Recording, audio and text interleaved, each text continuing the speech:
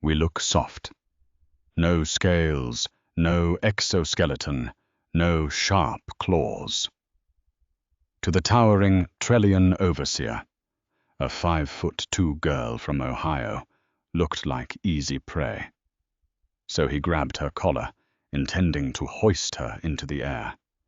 He didn't know she possessed 3 times his mass. Now, he eats through a tube. Port Aegis was a sprawling, multi-species trade hub orbiting the gas giant Tantalus. It was a marvel of galactic engineering, a rotating cylinder of steel and neon, where dozens of species came to barter, refuel, and exploit cheap labor.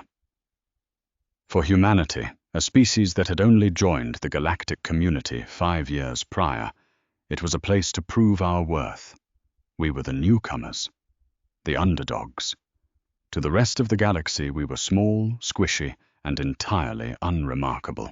Khloe Sullivan didn't care about galactic politics. She was 19, a junior mechanic from Dayton, Ohio, who had taken a contract on Port Aegis to pay off her family's medical debts. Standing at a mere 5'2", Khloe was often the smallest sentient being in any given room.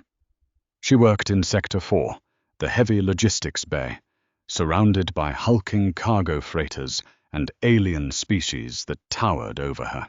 Her direct supervisor was David Miller, a grizzled human expat who had been on the station long enough to know its unwritten rules. "Keep your head down, Sullivan," David had told her on her first day, his voice barely audible over the hiss of plasma torches. "The gravity on this station is set to galactic standard, about 0.4 Earth Gs. It makes us feel light, but don't let it fool you. The other species here, they evolved on low-gravity worlds. They're tall, fast, and brittle, but they don't know they're brittle. They think their size makes them gods." The primary gods of Port Aegis were the Trellians. They were an avian-reptilian hybrid species, averaging 8 feet in height, with long, multi-jointed limbs and faces that resembled sleek, predatory birds. They owned the logistics company Khloe worked for. Because they evolved on a world with whisper-thin gravity and dense, buoyant atmospheres, their bodies were built for expansive reach and rapid strikes, not load-bearing endurance. But they had the money, they had the ships, and they had the power. The regional director of Sector 4 was a Trellian named Kalen. Kalen was a nightmare in a tailored corporate suit. He was exceptionally tall, even for his kind, standing nearly 9 feet, and possessed a deeply ingrained superiority complex. He viewed humans as an irritating necessity, cheap labor that could fit into tight maintenance conduits where Trellians couldn't reach. To Kalen, humans were like rodents, useful, but ultimately beneath his contempt. Kalen had a specific, terrifying management tactic. When a worker displeased him, he didn't just yell. He used his immense height to physically intimidate them. It was an open secret on the station. A standard Trellian reprimand involved Kalen stepping into an employee's personal space, grabbing them by the scruff of their uniform and hoisting them off the floor. Dangling a helpless employee a foot in the air while berating them was his way of asserting absolute dominance. He had done it to the multi-armed Zandari, he had done it to the gelatinous Plim, and he fully intended to do it to humanity. David had warned Khloe specifically about this. "If Kalen ever gets in your face, just take the yelling," David advised, his jaw tight. "Don't fight back. The corporate HR is run by his uncle, Overseer Vrock. If you lay a finger on Kalen, they won't just foot you. They'll throw you in the station's penal block for assaulting a superior. Just let him blow off steam." For 6 months, Khloe managed to fly under the radar. She fixed the grav lifters, calibrated the plasma manifolds, and kept her mouth shut. She adapted to the 0.4G environment, enjoying the fact that her 135-pound earthly frame felt like a featherweight 54 pounds on the station. She moved with a speed and grace that often startled her alien co-workers. But underneath her heavy canvas work jacket, her body retained the dense bone structure, the thick muscle fibers, and the deep-seated kinetic energy of a species born on a high-gravity death world. The tipping point occurred on a standard Tuesday cycle. A massive shipment of refined iridium was delayed. The automated loading cranes in Bay 7 had suffered a catastrophic software failure, leaving tons of volatile cargo sitting on the docking ring. Kalen was furious. The delay was costing the corporation millions of credits per hour. He came storming down from his pristine orbital office, his long legs eating up the distance on the catwalks, his scales clicking angrily against the metal grates. Khloe was waist-deep in the primary control console of Crane 4, her hands slick with synthetic grease, frantically trying to bypass the corrupted mainframe. David was beside her, holding a flashlight and barking out diagnostic codes. "Who is responsible for this incompetence?" Kalen's voice boomed through the loading bay, a harsh, synthesized screech that echoed off the hull plating. David immediately stepped out from behind the console, raising his hands in a placating gesture. "Director Kalen, we had a power surge in the primary relay. It fried the logic boards. Sullivan and I are bypassing it now. We just need 20 minutes. "I did not ask for excuses, you primitive ape," Kalen spat, stepping so close to David that the Trellion's chest was level with David's face. "This cargo was due for departure an hour ago. You have cost my family's syndicate a fortune."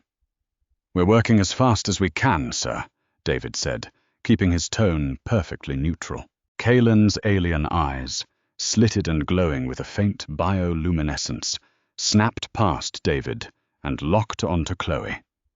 She was wiping grease from her forehead with the back of her sleeve, looking up at the towering alien. In Kalen's eyes, she was the absolute bottom of the hierarchy. A female, a human, and tiny. "You," Kalen hissed, pointing a long primary manipulator at her. "Get out of that console." Khloe hesitated, glancing at David. "Sir, if I stop the bypass sequence now, the logic board will lock us out completely. It'll take hours to reboot." "I gave you a direct order, you insignificant pest," Kalen roared. Before David could intercept him, Kalen lunged forward. What happened next took less than 3 seconds, but the security footage would be replayed in corporate tribunals for months. Kalen, utterly confident in his physical superiority, reached down to employ his favorite intimidation tactic. He intended to grab Khloe by the reinforced collar of her canvas work jacket, lift her a foot off the deck, and humiliate her in front of the entire loading bay. To Kalen, picking up a worker was trivial. The Zandari he usually bullied weighed perhaps 40 pounds in the station's gravity. Their bones were porous, their bodies light. Kalen expected Khloe to weigh roughly the same. He anticipated a brief, effortless yank to hoist her into the air. He gripped her collar with his primary 3-fingered claw. Khloe, startled, instinctively braced her feet against the deck plating. On Earth, she weighed 135 pounds. Her bone density was off the charts compared to the Trellian evolutionary tree. Her muscle fibers were woven for enduring atmospheric pressure and pulling against a crushing 9.8 meters per second squared. And more importantly, her sudden stance rooted her inertia. Kalen engaged his shoulder muscles and violently jerked his arm upward. He poured all of his explosive, fast-twitch strength into lifting what he assumed was a 50-pound, frail creature. Instead, he met the immovable, dense mass of an Earthborn human actively resisting upward motion. The laws of physics are uncompromising. When a biological lever arm designed to lift 40 pounds suddenly attempts to aggressively accelerate nearly 3 times that mass with a single, violent jerk, the weakest point in the mechanism fails. The sound was what haunted the loading bay. It wasn't a clean snap. It was a wet, horrific, grinding crunch, like a thick bundle of dry reeds being crushed under a tank tread. Kaelin's upward momentum transferred entirely into his own body. Because Khloe didn't budge an inch, the kinetic energy had nowhere to go but back through Kaelin's arm. His wrist dislocated instantly. His radius and ulna, long, elegant, hollow structures meant for gliding through thick atmospheres, shattered into dozens of jagged fragments. But it didn't stop there. Kaelin had put his back into the lift. The violent torque ripped through his shoulder capsule, tearing the ligaments clean off the bone. The sheer counterweight of Khloe's anchored mass pulled his upper torso forward as his arm snapped upward. His spine, flexible but entirely unaccustomed to bearing heavy, dense loads, compressed and buckled under the violent torsion. Kaelin didn't even scream at first. The shock was too absolute. He let go of Khloe's jacket and staggered backward, his right arm hanging at a grotesque, impossible angle. The bone had compound fractured, a jagged white spike tearing through his scaled skin and expensive corporate suit. Then his knees gave out. As he collapsed, the damage to his lower spine became horribly apparent. He fell like a marionette with its strings cut, hitting the steel deck with a sickening thud. Then came the scream. It was a high-pitched, warbling shriek of pure, unadulterated agony that sent shivers down the spine of every worker in Bay 7. Khloe stood frozen, her hands still slick with grease, staring in absolute shock at the towering alien writhing in a pool of his own violet blood on the floor. She hadn't thrown a punch. She hadn't even pushed him. She had just stood her ground. "Oh, God," David breathed, rushing forward, though he instinctively kept his hands away from the thrashing alien. "Medic! Get a med team down here, immediately!" The loading bay erupted into chaos. Alarms began to blare. Within 90 seconds, heavily armored station security, mostly towering reptilian vindicators, stormed into the bay, their pulse rifles drawn. "Step away from the director," the lead security officer bellowed, aiming a rifle squarely at Khloe's chest. "I didn't do anything," Khloe yelled, her voice cracking as she held her hands up. "He tried to grab me. He tried to lift me." "She's telling the truth," David pleaded, stepping between Khloe and the rifles. "Check the overhead surveillance." He grabbed her, and his own arm snapped. "She didn't attack him." The security officer sneered, tapping his comms earpiece. He listened for a moment, his reptilian eyes narrowing. "That's convenient, human. Sector Control says the camera network in Bay 7 experienced a localized blackout exactly 4 minutes ago. There is no footage." David's blood ran cold. Kaelin's favorite trick.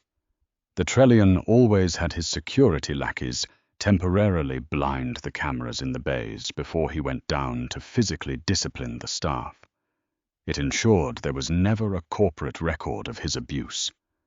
But now, that very trick was going to be used to frame Khloe for an unprovoked, savage attack on a corporate officer. "He disabled them," David shouted. "He always does it when he comes down here. Ask anyone." "I don't care about your stories," The officer snarled. He motioned to his men. "Cuff the human. Director Kalen's family will want her executed for this." Two massive guards grabbed Khloe, violently wrenching her arms behind her back. She didn't fight them.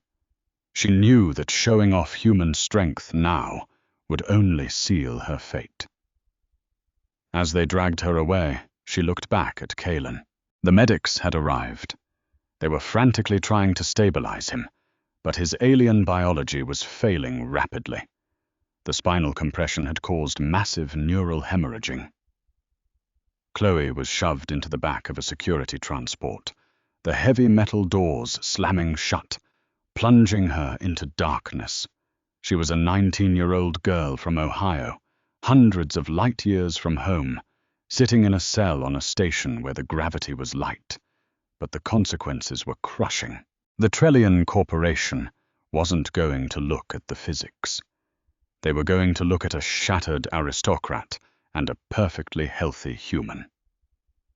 Overseer Vrock, Kalen's uncle and the head of the entire sector, would demand a blood price. They were going to make an example out of her, to prove that humanity could be tamed. But as Khloe sat in the dark, feeling the cold steel of the cuffs against her dense, unbroken wrists, a quiet resolve settled over her. They thought humans were weak because we didn't have claws. They were about to find out exactly how hard we are to break. The detention cells of Port Aegis were designed to break the spirit before the body. The lighting was a harsh, sterile ultraviolet, and the temperature was kept at a freezing baseline meant to make warm-blooded species lethargic.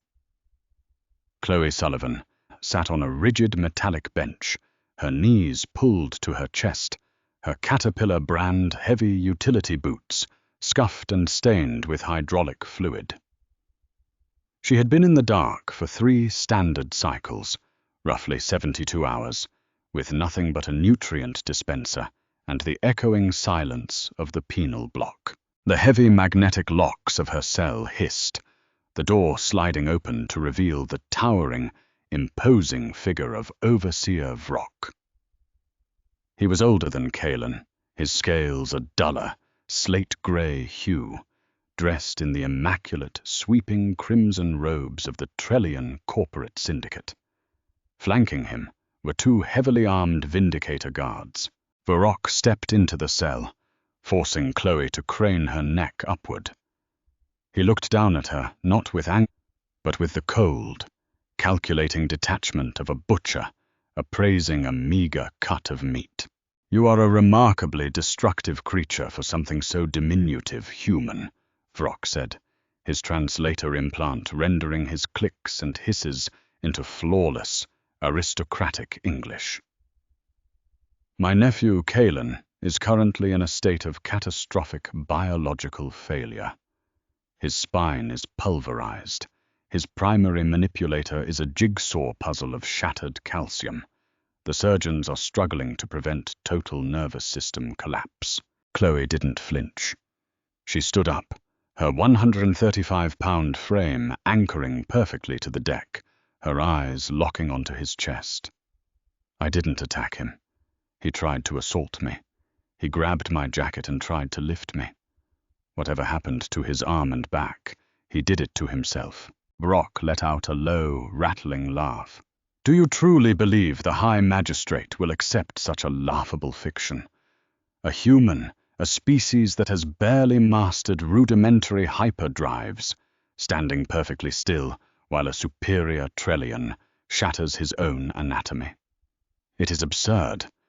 We have filed formal charges of unprovoked biometric assault and corporate sabotage. We are demanding the death penalty." He leaned closer, his bioluminescent eyes narrowing. "But I am a pragmatic being. If you sign a full confession, admitting you used illegal cybernetic strength enhancers to attack a superior, I will reduce your sentence to 70 years of indentured labor in our primary isotope mines. Sign the confession, Sullivan, and you get to breathe." Before Khloe could tell him exactly where he could shove his confession, a new voice rang out from the corridor. A sharp, undeniably human voice, laced with the kind of authoritative confidence that didn't just walk into a room, but owned it. "She won't be signing a damn thing, Overseer. And if you ask my client a question without her legal counsel present again, I'll have this station's charter revoked for violating the interspecies diplomatic accords." Vurok spun around. Standing in the doorway was a human man in his late 50s. He wore a sharply tailored, charcoal gray suit that looked absurdly out of place on a gritty orbital mining hub. He carried a sleek terrestrial leather briefcase and wore wire-rimmed glasses. "I am Noah Collins," the man said, stepping past the massive alien guards without a shred of hesitation. "Senior partner at Skadden, Arps, Slate, Meagher and Flom. We are the retained legal counsel for the Terran Labor Union. Miss Sullivan, I apologize for the delay. Traffic from the inner colonies was atrocious." Vrock scoffed, his neck frills flaring. "A human lawyer? This is a corporate tribunal under Aegis jurisdiction, Mr. Collins. Your terrestrial laws do not apply here." Noah adjusted his glasses, completely unbothered. "Actually, under Section 4, Paragraph 12 of the Aegis Trade Agreement, which your syndicate signed in order to purchase Lockheed Martin hyperdrives, terrestrial citizens are guaranteed representation by human counsel in any capital offense. Now get out of my client's cell before I add extortion and unlawful coercion to the countersuit," Vrock hissed, turning his back. "You will watch her hang, lawyer. The tribunal begins in 2 hours." When the door sealed, Noah turned to Khloe, his stern expression softening slightly. He opened his briefcase. "Are you injured, Khloe?" "No, sir," Khloe replied, letting out a shaky breath. But they turned the cameras off in the loading bay. "Kalen did it right before he came at me. It's my word against the entire Trellian corporate structure. They think I beat him half to death." Noah smiled, a predatory shark-like grin that made Khloe realize why humans were quickly becoming the most feared lawyers in the quadrant. They think they control the narrative because they control the station's security feeds, Noah said softly, but they fundamentally misunderstand humanity. They look at our lack of natural weapons and assume we are defenseless. They don't realize that our environment built us to be walking tanks, and our paranoia ensures we record absolutely everything. He reached into his briefcase and pulled out a small metallic datapad. "Tell me, Khloe, are you wearing your standard-issue work gear?" Khloe looked down at her heavy coveralls and her boots. "Yeah, standard Terran mechanics issue." "And the watch?" Noah pointed to her wrist. Khloe glanced at the bulky, reinforced smartwatch strapped to her wrist. "My Garmin Phoenix 94. It's standard issue for hazard environments. Monitors vitals, oxygen, heart rate, and kinetic impact, gravitational shear, inertia variations, and spatial anchoring," Noah finished, his grin widening. "The Trellians shut off the optical cameras, but they didn't shut off you. Let's go to court." The Grand Tribunal of Port Aegis was a massive amphitheater-style chamber constructed of black marble and reinforced glass. In the center stood the defense podium. Surrounding it in a massive semicircle were the delegates of 30 different species, chattering and whispering as Khloe was escorted to the floor. At the apex of the room sat High Arbiter Kael, a massive ancient being of the highly respected Zorthian race, serving as the impartial judge. The prosecution, led by a slick Trellian litigator, spent the first hour painting Khloe as a monster. They displayed horrifying holographic medical scans of Kalen's injuries. The projections showed the Trellion's arm bones shattered into hundreds of pieces, his shoulder socket obliterated, and his spine compressed into a mangled knot. "This is the sheer brutality of the human species," the prosecutor shrieked, gesturing wildly at the holographic bones. Without provocation, this mechanic utilized illegal, concealed kinetic force to utterly destroy Director Khalen. The defendant maliciously and violently shattered a corporate officer. For this, the penalty is death. A murmur of outrage rippled through the alien spectators. They looked down at Khloe, their eyes filled with fear and disgust. "The prosecution rests," the Trellian lawyer sneered, taking his seat next to a smug overseer Vrock. High Arbiter Kale leaned forward, his voice like grinding stone. "Does the human defense have a rebuttal?" Noah Collins stood up, buttoning his suit jacket. He walked to the center of the floor, not with the frantic energy of the alien prosecutor, but with the calm, terrifying certainty of a man holding a royal flush. "High Arbiter," Noah began, his voice echoing cleanly through the chamber. "The prosecution claims my client brutally attacked Director Khalen. They claim she must have used immense striking force to cause such catastrophic injuries. But they have provided no video footage of this alleged attack." "Because your client sabotaged the cameras," the prosecutor shouted. "Objection," Noah said mildly. "Conjecture. However, it is incredibly convenient that the station's optical feeds failed. But human engineering is built on redundancy. Ms. Sullivan was wearing a Terran-manufactured Garmin Phoenix 94 biometric monitor, synced to the magnetic lock sensors in her Caterpillar utility boots. I have submitted the encrypted, unalterable telemetry data to the court's mainframe. A holographic projection replaced the medical scans. It showed a wireframe model of Khloe, represented by a green avatar, standing before a towering red avatar representing Khalen. "Let us discuss physics, High Arbiter," Noah said, pacing slowly. "The Trellian species evolved on a world with 0.115 Earth gravities. Their bones are pneumatic, hollow, much like avian species on our world.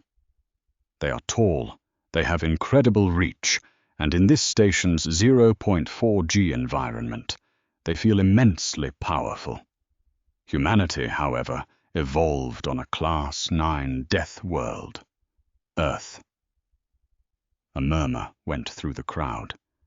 Death world classifications were rarely seen in civilized space. "My client," Noah continued, pointing at the green avatar, "weighs 135 pounds on her home world. Her skeleton is not hollow. It is composed of incredibly dense calcium phosphate. Her muscle fibers are tightly wound, designed to constantly fight against a crushing gravitational pull of 9.8 meters per second squared. To put it simply, humans are impossibly dense." Noah tapped his datapad. The hologram began to play out the telemetry data recorded by Khloe's watch. "Watch the kinetic readouts," Noah instructed. "At 1400 hours, Director Khalen approaches my client. My client's boots detect a threat posture and instinctively brace, a subconscious human reaction.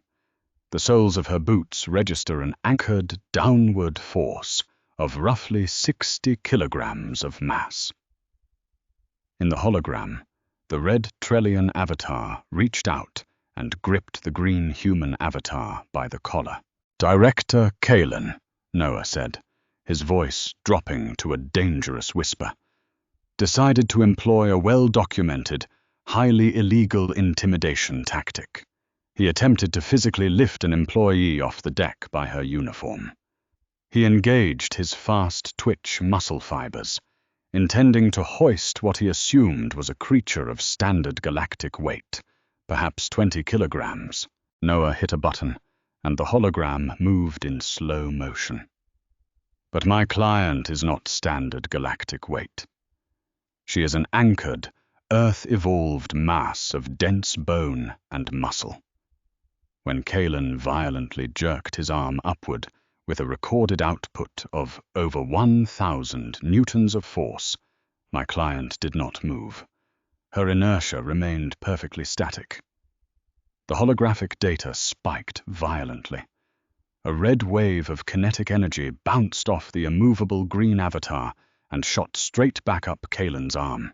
Physics dictates that every action has an equal and opposite reaction, Noah stated, his voice ringing like a bell in the silent courtroom. The immense force Kalen used to lift her met the immovable object of human density. The kinetic energy had nowhere to go but backward. Kalen did not just try to lift my client. He forcefully tried to accelerate a dense anchor point. In doing so, he weaponized his own momentum against his frail, pneumatic skeleton. The hologram showed Kalen's arm snapping backward, his spine buckling under the sheer torque of his own misguided effort. My client didn't strike him, Noah concluded, turning to glare directly at Overseer Vrock, whose slate-gray scales had turned a sickly pale white. She didn't push him. She didn't even move. Director Kalen shattered his own body against the biological reality of a human being. We did not break your nephew, Overseer. His own arrogance did. The courtroom was dead silent. The alien delegates stared at the small, blonde girl in the center of the room with a newfound, profound terror. She hadn't done anything, yet she had inadvertently crippled a 9-foot aristocrat just by existing. High Arbiter Kyle stared at the unassailable telemetry data for a long, heavy moment. Then he slammed his gavel down. The data is authenticated by the station's neutral AI, the Arbiter announced, his voice echoing with finality. The defense's telemetry holds. The charges of assault against Khloe Sullivan are dismissed immediately with extreme prejudice. Noah wasn't finished.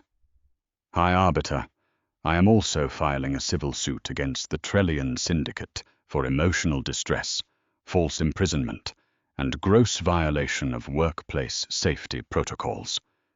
We demand full coverage of my client's terrestrial debts, a formal apology, and a settlement of 10 million galactic credits. Vrock leaped to his feet, sputtering in outrage, but the Arbiter silenced him with a harsh glare.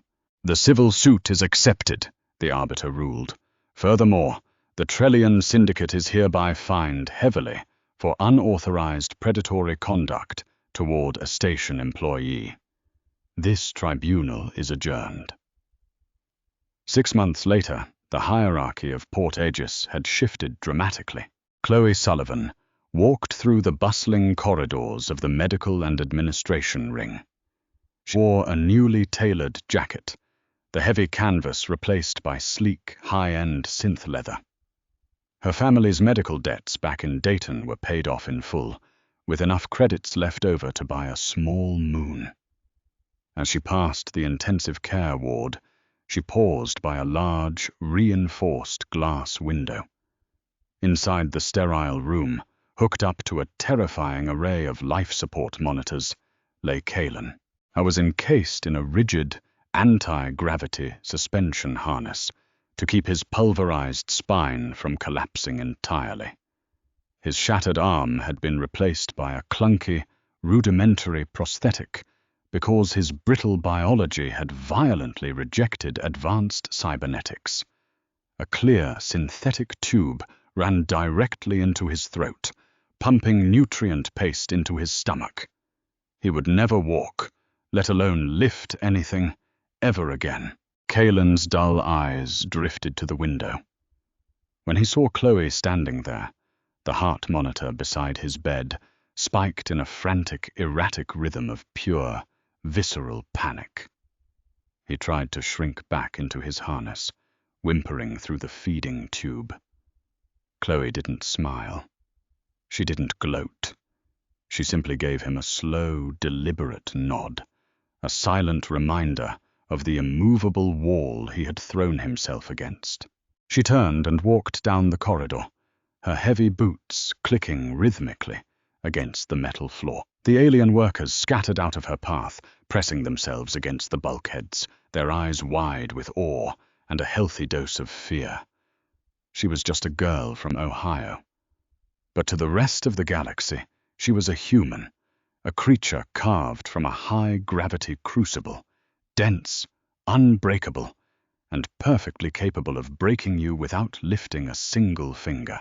Humans don't need fangs or claws to be the most terrifying species in the room. Sometimes the sheer, crushing density of our evolution is enough to shatter anyone who tries to push us around. If you loved this HFY story about Earth's hidden strength and corporate alien bullies getting exactly what they deserve, smash that like button, share it with your fellow sci-fi fans, and subscribe to the channel for more epic tales of human resilience. What would you do if an alien tried to lift you? Let us know in the comments.